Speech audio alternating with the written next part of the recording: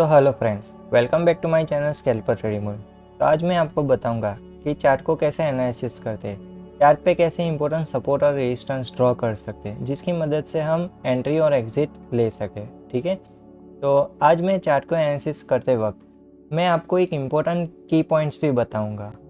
ठीक है, जिसको हमें चार्ट को जब भी एनालिसिस करते हैं तब हमें ध्यान में रखना चाहिए। Price movements, support resistance, trend line, breakout, breakdown, risk river ratio, exponential moving average का यूज़ कैसे करते हैं, कैंडल स्टिक पैटर्न कौन कौन सी हमें इम्पोर्टेंट यूज़ करनी चाहिए। ठीक है, इन सभी पॉइंट्स को मैं आज इस वीडियो में कवर करने वाला हूँ। ठीक है, और इसका मैंने एक अलग से सेपरेट वीडियो भी बनाया है डिटेल में, तो उसकी लिंक मैं डिस्क्रिप्शन बॉक्स में डाल दूँगा, तो वहाँ जाके आप ज़रूर देखिएगा। ठीक है, तो चलिए वीडियो को शुरू करते हैं। यहाँ पर मैं पहले चार्ट का ओवरव्यू देने वाला हूँ। ठीक है, जिसकी मदद से आप समझ सके कि चार्ट पे मैंने कैसे ये सब ट्रेंड लाइन, सपोर्ट रेजिस्टेंस, ये बाइंग सिग्नल, ये सब मैंने कैसे यहाँ पे प्लॉट किया है। ठीक है, तो चलिए वीडियो को शुरू करते हैं। यहाँ पर मैं एग्जांपल के लिए यहाँ पर मैं 10 अक्टूबर 2024 का मैं यहाँ पे चार्ट लेने वाला हूँ। ठीक है, जो है निफ्टी 50 इंडेक्स का यहाँ पे चार्ट है, और मैंने यहाँ पे 4 मिनट टाइम फ्रेम यहाँ पर मैंने लिया है।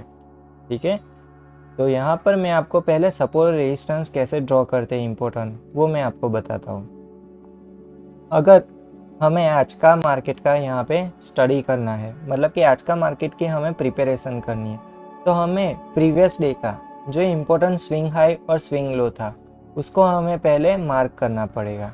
देखिए यहाँ पर मैं 10 तारीख का यहाँ पे मैं सपोज़ कि मैं यहाँ पे 10 तारीख को ट्रेड लेने वाला हूँ, तो आपको क्या करना है, उसके प्रीवियस डे का आपको इम्पोर्टेंट जो भी स्विंग हाई और स्विंग लो था, जो भी इम्पोर्टेंट सपोर्ट रेजिस्टेंस थे, वो आपको पहले आइडेंटिफाई करके ड्रॉ करना पड़ेगा। ठीक है, तो जैसे कि आप देख सकते हैं कि 9 अक्टूबर को प्राइस यहाँ से शुरू हुई थी। ठीक है, यहाँ पर एक रेजिस्टेंस, यहाँ पे एक सपोर्ट लिया था, तो ये क्या हो गया, एक सपोर्ट लेवल बन गया। फिर प्राइस यहाँ से ऊपर की ओर मूव किया, स्विंग हाई बना के यहाँ से वापस की ओर नीचे की ओर मूव किया, तो ये क्या हो गया, ये वाला पॉइंट एक रेजिस्टेंस हो गया, और यहाँ से प्राइस ने सपोर्ट लिया, तो ये क्या हो गया, ये सपोर्ट हो गया। ठीक है, प्राइस वापस से ऊपर की ओर मूव कर रही है, फिर वापस से यहाँ पर रिजेक्शन ले रही है, तो ये पॉइंट क्या हो गया, ये एक रेजिस्टेंस हो गया। ठीक है, फिर वापस से प्राइस नीचे की ओर सपोर्ट ले रही है, तो ये क्या हो गया, ये एक सपोर्ट पॉइंट हो गया। ठीक है, फिर वापस से प्राइस ऊपर की ओर मूव कर रही है, और यहाँ पर अच्छा सा एक रेजिस्टेंस फेस कर रही है, तो ये क्या हो गया, एक स्ट्रॉन्ग रेजिस्टेंस हो गया। ओके, फिर यहाँ से प्राइस फॉल होती है और नीचे की ओर मूव करती है, तो यहाँ पे देखिए ये जो यहाँ का रेजिस्टेंस था, ये इसने ब्रेक डाउन करके यहाँ से प्राइस गिरा, फिर वापस से कहाँ पे आके सपोर्ट लिया, क्योंकि ये पॉइंट, ठीक है, यहाँ पे आके प्राइस ने यहाँ पर सपोर्ट लिया, दोबारा से वापस ऊपर की ओर मूव करके यहाँ पर एक रेजिस्टेंस फेस कर रही है। ठीक है, तो यहाँ पर मैंने ये रेजिस्टेंस यहाँ पे ड्रॉ कर दिया। फिर यहाँ से गिरती हुई प्राइस इस वाले लेवल पे सपोर्ट ले रही है। ये कौन सा लेवल है, जो हमने पहले यहाँ पे ड्रॉ किया था, ये वाला स्विंग लो वाला। ठीक है, तो यहाँ पर हमने ये ड्रॉ कर दिया। ओके, फिर वापस से प्राइस ऊपर की ओर मूव कर रही है, और यहाँ पर एक रेजिस्टेंस फेस करी है, जो ऑलरेडी यहाँ पर एक रेजिस्टेंस था। ठीक है, और फिर प्राइस इसके ऊपर नहीं जा सकती, इसलिए प्राइस नीचे की ओर डाउनफॉल हो रही है, फिर वापस से यहाँ पर एक सपोर्ट ले रही है। ये कौन सा लेवल था, ये हमने ऑलरेडी यहाँ पे ड्रॉ किया था, ये वाला क्या था, ये सपोर्ट था। ठीक है, तो प्राइस यहाँ पर सपोर्ट लेते हुए यहाँ पर रिजेक्शन ले रहा है, ये भी हमने लेवल ड्रॉ किया था। ठीक है, फिर वापस से प्राइस यहाँ से नीचे की ओर दोबारा से इस लेवल पे सपोर्ट ले रही है। ठीक है, और सपोर्ट लेती हुई प्राइस यहाँ पर मार्केट क्लोज हो जाती है। ठीक है, तो ऐसे हमने प्रीवियस डे का यहाँ पे इम्पोर्टेंट सपोर्ट और रेजिस्टेंस यहाँ पे मार्क किया है।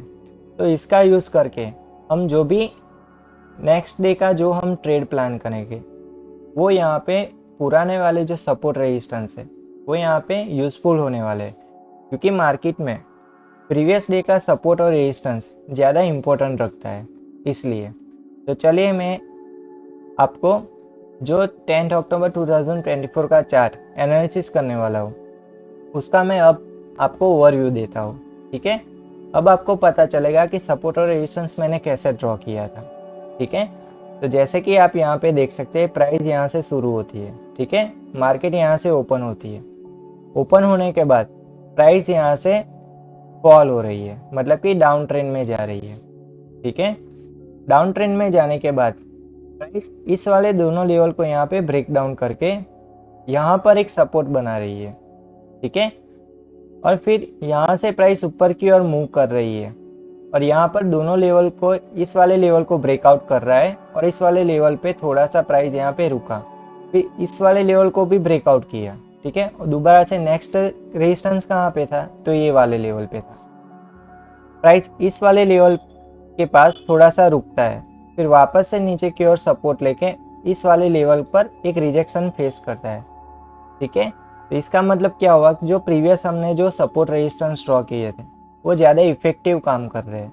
ओके, फिर प्राइस यहाँ पर देखिए इस वाले लेवल पे रिजेक्शन देते हुए प्राइस नीचे की ओर मूव किया और ये वाला जो लेवल हमने ड्रॉ किया था उसको टेस्ट करने के लिए नीचे की ओर मूव किया।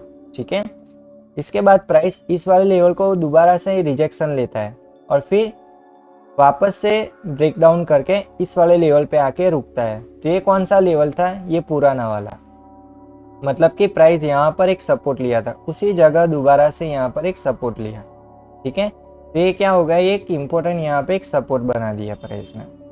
ठीक है, फिर प्राइस देखिए इन दोनों लेवल के पास ही पूरा दिन मूव कर रहा था, मतलब कि प्राइस इधर ऊपर की ओर मूव करता है, यहाँ से सेलर्स यहाँ पे एक्टिव हो जाते हैं, वापस से यहाँ पर प्राइस कोशिश करता है, दोबारा से यहाँ पर सेलर्स एक्टिव हो जाते हैं, फिर प्राइस पूरा दिन यहाँ पे थोड़ा साइडवेज रहता है और नीचे की ओर मूव करने की कोशिश करता है, लेकिन प्राइस यहाँ पर स्टॉप हो जाती है क्योंकि यहाँ पर मार्केट क्लोज हो गया।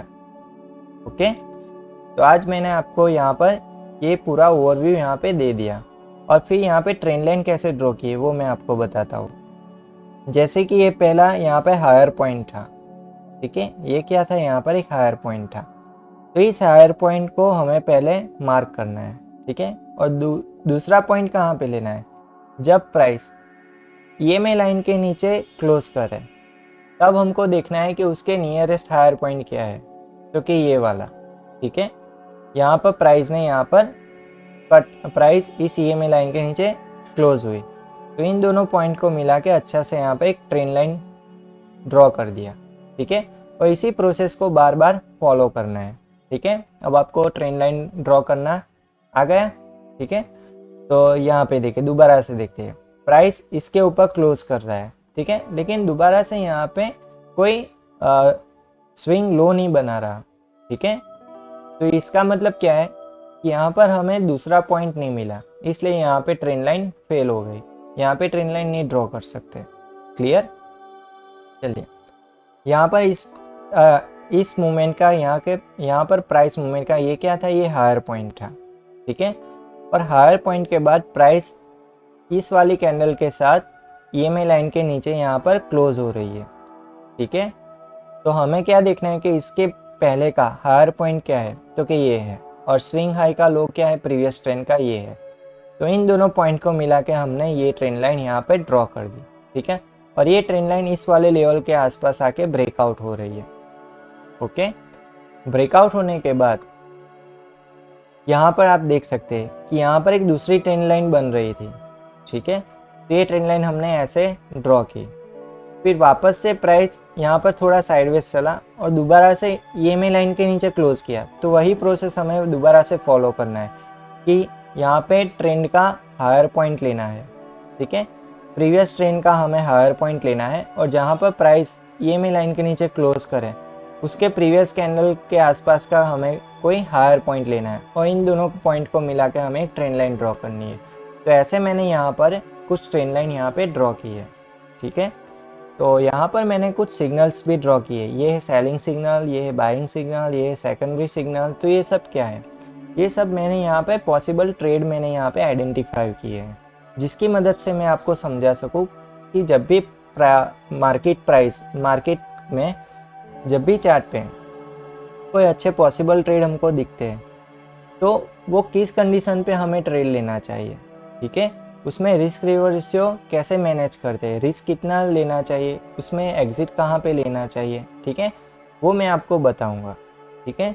तो चलिए अब जाते हैं ट्रेड वाले सेक्शन में। ओके, तो अब हम यहाँ पे थोड़ा टाइम फ्रेम चेंज करने वाले हैं। ये कौन सा टाइम फ्रेम था, ये था 4 मिनट टाइम फ्रेम। अब मैं मूव करने वाला हूँ 30 सेकंड टाइम फ्रेम पे।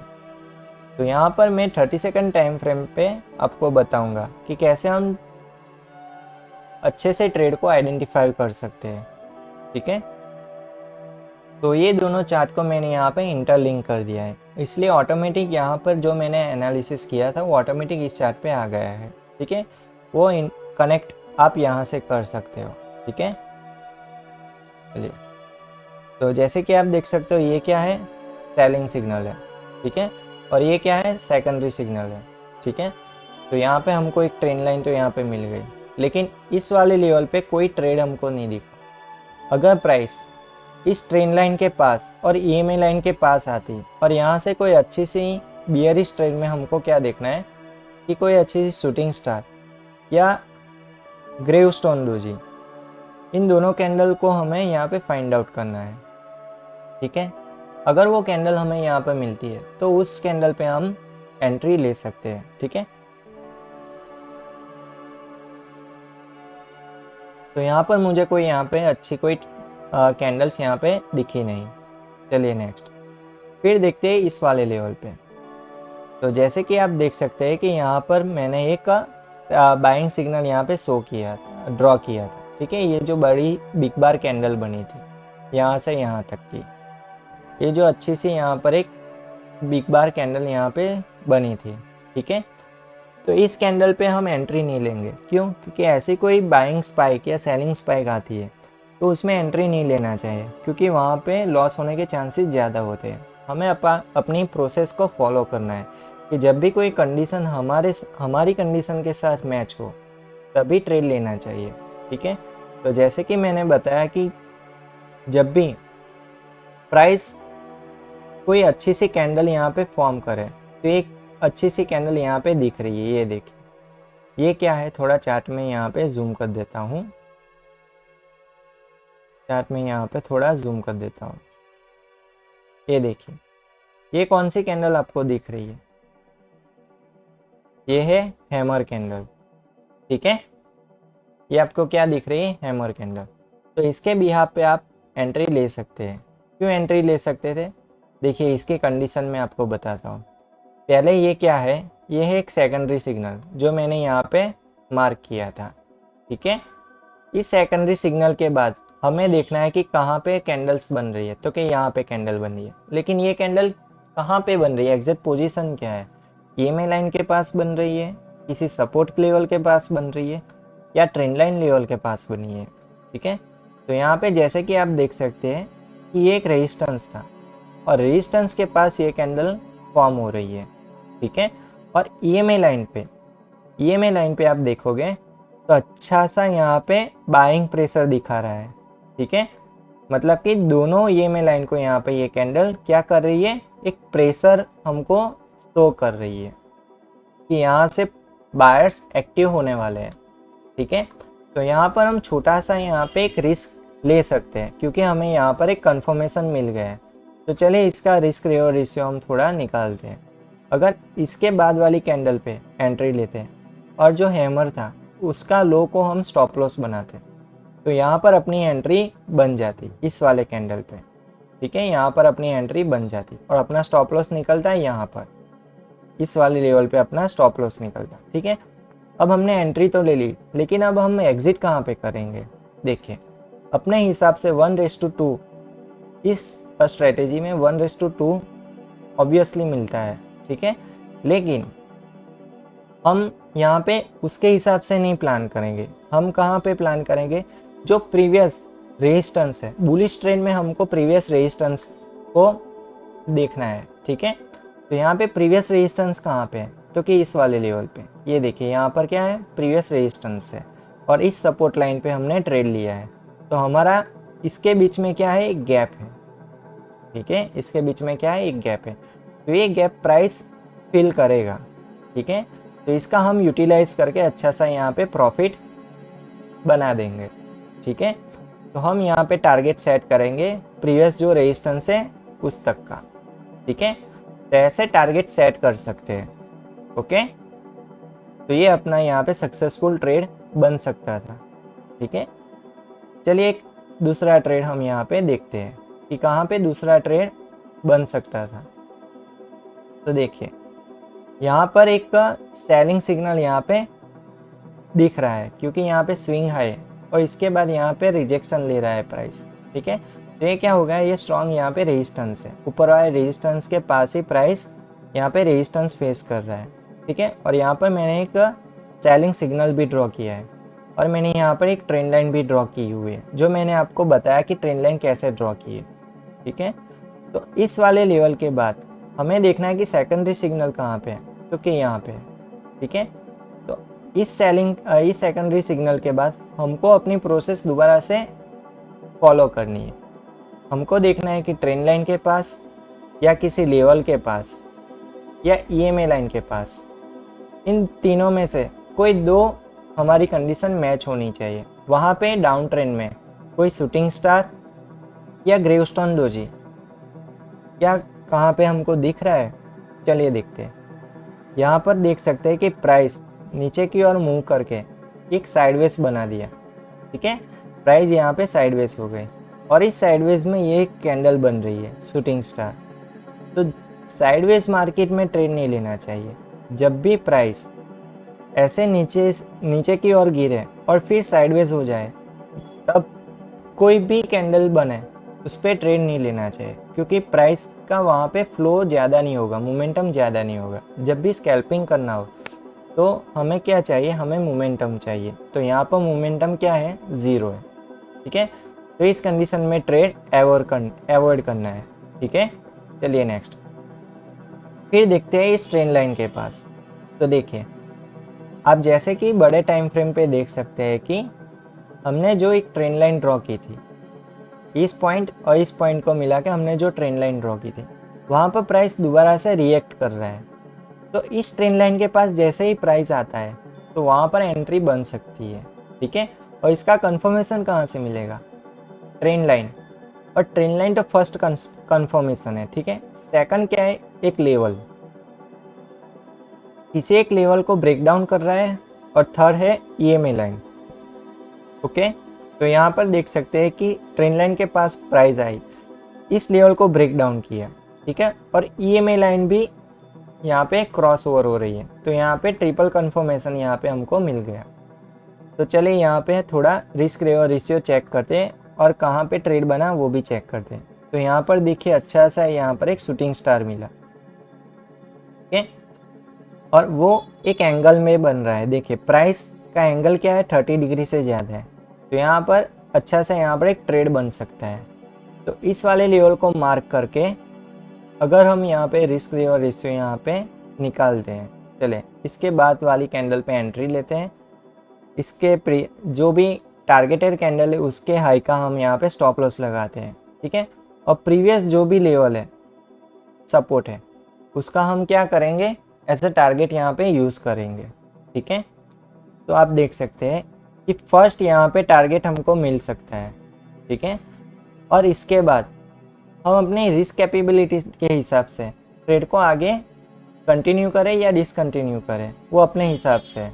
लेकिन यहाँ पर ट्रेड क्लोज करते तो यहाँ पर छोटा सा एक स्कैल्पिंग बन जाता, ठीक है। यहाँ पर छोटा सा एक स्कैल्पिंग बन जाता। तो एंट्री हमने कहाँ पे ली, इस वाले लेवल पे, और एग्जिट कहाँ पे होती, इस वाले लेवल पे, ठीक है। तो यहाँ पर छोटा सा एक टारगेट बन जाता। लेकिन अगर इस ट्रेड को आगे होल्ड करते हैं तो क्या होता है, चलिए देखते हैं। अगर इस ट्रेड को आगे होल्ड करते हैं तो हमें क्या देखना है कि प्रीवियस सपोर्ट लेवल कहाँ पे बना, ठीक है। प्रीवियस सपोर्ट लेवल इस वाले लेवल पे है, ठीक है। यहाँ पर एक प्रीवियस सपोर्ट है।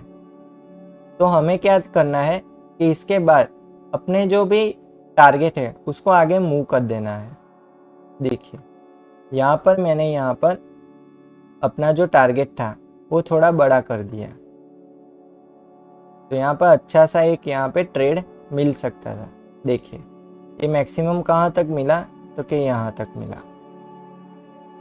ठीक है, और ये कौन सा लेवल है, जैसे कि मैंने आपको बताया था ये प्रीवियस जो भी सपोर्ट था वही लेवल है। ये वाला जो मैंने प्रीवियस सपोर्ट आपको बताया था, ये प्राइस ने यहाँ पर एक सपोर्ट लिया था, उसी लेवल को प्राइस रिटेस्ट कर रहा है। तो इस वाले लेवल का हम यहाँ पे टारगेट सेट कर सकते थे। ठीक है, तो ऐसे एग्जिट प्लान कर सकते हैं। ठीक है, तो इस वाले लेवल पे हम एग्जिट प्लान करते हैं, तो यहाँ पे अच्छा सा एक प्रॉफिट मिल सकता था। मतलब कि यहाँ पे 4 पॉइंट का यहाँ पे रिस्क होता और 51 पॉइंट यहाँ पे कैप्चर हो सकते थे। ओके, चलिए और दूसरा एक यहाँ पे ट्रेड समझते हैं।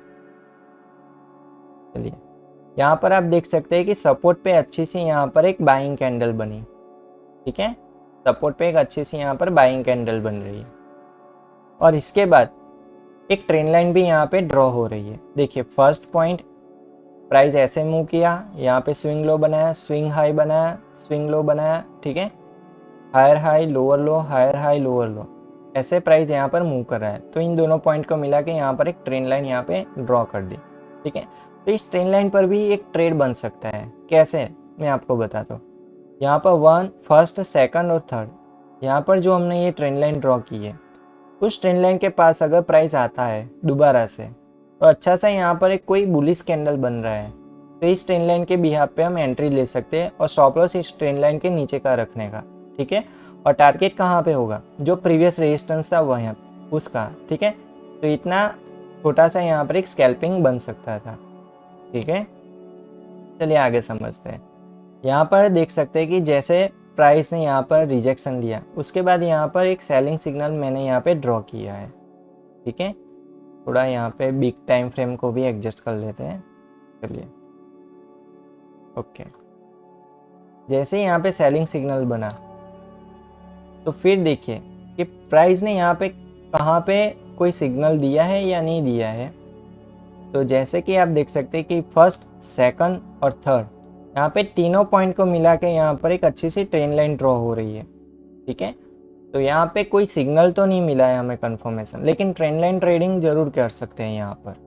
ठीक है, यहाँ पर अच्छा सा एक ट्रेंड लाइन ट्रेडिंग कर सकते हैं। कैसे कर सकते हैं कि ट्रेंड लाइन पे जैसे कोई शूटिंग स्टार बने, ये देखिए यहाँ पर कौन सी कैंडल बनी, शूटिंग स्टार कैंडल बनी। यहाँ पर कौन सी कैंडल बनी, तो क्या शूटिंग स्टार कैंडल बनी। ठीक है, यहाँ पर हमने ट्रेंड लाइन किस बिहाफ पे ड्रॉ की थी, तो क्या देखिए, फर्स्ट में यहाँ पे थोड़ा देख लेता हूँ। ओके, हमने ट्रेंड लाइन किस बिहाफ पे ड्रॉ की थी, ये वाले पॉइंट पे। ये हायर पॉइंट था, ये कैंडल जो कट किया था उसका एक हायर पॉइंट था। तो इन दोनों पॉइंट को मिला के हमने यहाँ पर एक ट्रेंड लाइन ड्रॉ की थी, और इस ट्रेंड लाइन के पास यहाँ पर एक अच्छा सा शूटिंग स्टार बन रहा है। ठीक है, तो यहाँ पर शूटिंग स्टार पे एक अच्छी सी एंट्री बन सकती है। इसके बाद वाली कैंडल, नेक्स्ट कैंडल में एंट्री, जो टारगेटेड कैंडल थी उसके हाई का यहाँ पे स्टॉप लॉस, और इतना यहाँ पे प्रॉफिट मिल सकता था। ठीक है, अच्छा सा यहाँ पर एक टारगेट मिल सकता था। ठीक है, तो यहाँ पर मैंने आपको बताया कि कैंडल स्टिक के बिहाफ पे और इंडिकेटर को मिक्स करके अच्छा एक ट्रेड प्लान कर सकते हैं। अदरवाइज हम जो प्राइस एक्शन यहाँ पे बनाते हैं, ड्रॉ करते हैं, ठीक है, प्राइस एक्शन के बिहाफ पे यहाँ पे जो भी ट्रेंड लाइन यहाँ पे ड्रॉ करते हैं उसके बिहाफ पे भी ट्रेड अच्छा यहाँ पे बन सकता है। ठीक है, चलिए नेक्स्ट, यहाँ पर देखिए वापस से मैंने यहाँ पर एक बाइंग सिग्नल यहाँ पे शो किया है। ठीक है, और यहाँ पर एक ट्रेंड लाइन भी कैसे मैंने ड्रॉ की है वो मैं आपको बताता हूँ। ये क्या है, इस ट्रेंड का यहाँ पे लो पॉइंट है। ठीक है, तो ये क्या हो गया, स्विंग लो हो गया।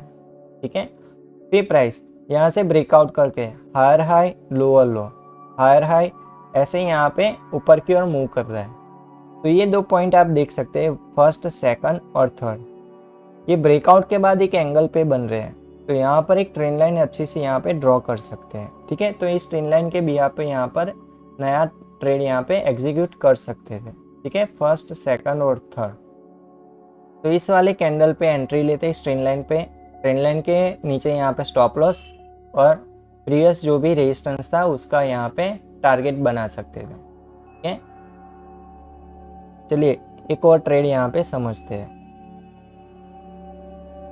जैसे कि आप यहाँ पे देख सकते हैं कि यहाँ पर एक सेलिंग सिग्नल मिला, सेकेंडरी सिग्नल मिला, ठीक है, और हमने यहाँ पर एक ट्रेंड लाइन ड्रॉ की, लेकिन ट्रेंड लाइन ब्रेकआउट करते ही प्राइस कहाँ पे चली गई, साइडवेज चली गई। तो यहाँ पर साइडवेज में मैंने आपको बताया कि साइडवेज में कभी भी ट्रेड प्लान नहीं करना है, भले ही कोई अच्छा ट्रेड भी मिले तब भी प्लान नहीं करना है, क्योंकि इस कंडीशन में क्या होता है कि जब भी साइडवेज में एंट्री लेते हैं, मैं आपको इसी पे समझा देता हूँ इस चार्ट पे।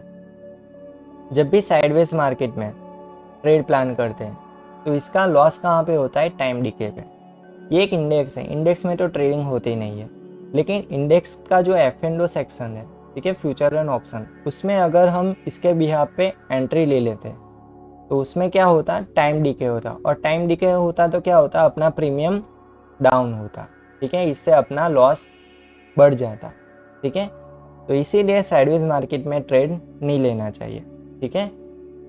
तो आज आपको मैंने इस वीडियो में बताया कि कैसे हम चार्ट को एनालिसिस करते हैं, कैसे प्रीवियस डे के बिहाफ पे हम हायर हाई लोअर लो के बिहाफ पे और स्विंग हाई स्विंग लो के बिहाफ पे हम इंपॉर्टेंट सपोर्ट रेजिस्टेंस ड्रॉ कर सकते हैं, ठीक है। उसका यूज़ करके हम कैसे टारगेट, जो भी ट्रेड हम ले रहे हैं उसमें एंट्री बना के कैसे टारगेट को सेट कर सकते हैं, ठीक है, कैसे हम ट्रेंड लाइन ड्रॉ कर सकते हैं, कैसे हम इंडिकेटर का यूज़ कर सकते हैं, कौन सी कैंडल को ज़्यादा इम्पोर्टेंस हमें देना चाहिए, ठीक है, किस कंडीशन पे ट्रेड लेना चाहिए, वो सभी बातों को मैंने आज आपको इस वीडियो में बताया, ठीक है। तो आपको ये वीडियो आई होप अच्छा लगा होगा, और इस वीडियो को लाइक शेयर और सब्सक्राइब करना मत भूलिएगा, ठीक है। तो मिलते हैं अगले नए वीडियो में, गुड बाय।